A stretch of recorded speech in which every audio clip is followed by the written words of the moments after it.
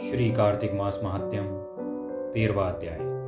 शिव व जलंधर में भीषण युद्ध। इतनी कथा सुनाने के बाद नारद जी बोले कि हे महाराज प्रभु, भगवान शिव तो शांत चित योगीश्वर हैं। उन्हें देवताओं द्वारा जलंधर की सेना के आगमन का समाचार मिला, तब भी वे शांत चित बैठे श्री हरि का ध्यान करते रहे।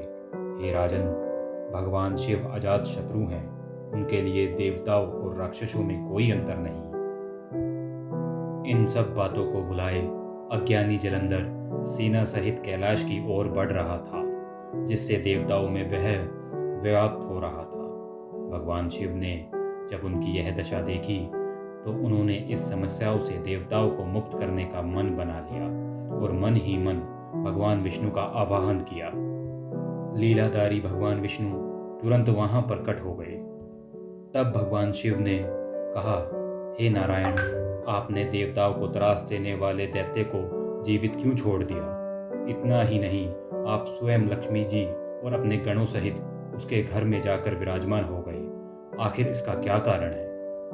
तब भगवान विष्णु बोले कि हे महादेव, यह महादैत्य आपके अंश से पैदा हुआ है और लक्ष्मी जी का भाई है। दूसरी ओर ब्रह्मा जी का वरदान भी है।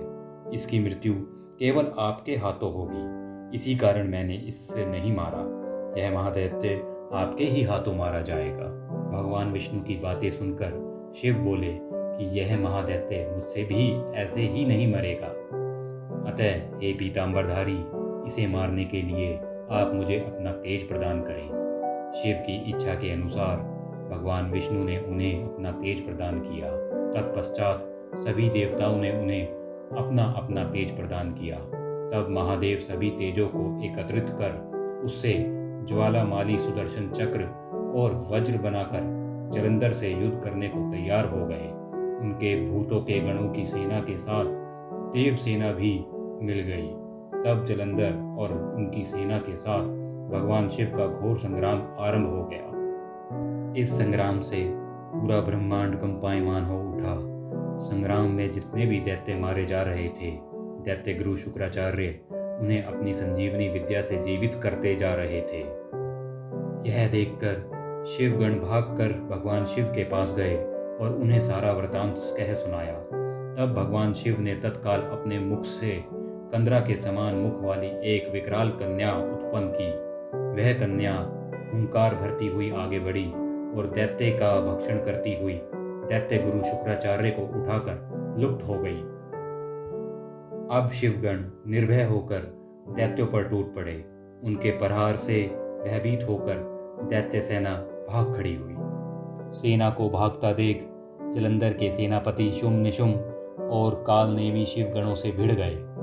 जब दैत्यों की सेना के प्रहार से शिव सेना आहत होने लगी तो गणेश जी शिवगणों की ओर से लड़ने आए और उनके तथा शुंभ के बीच घोर संग्राम हुआ।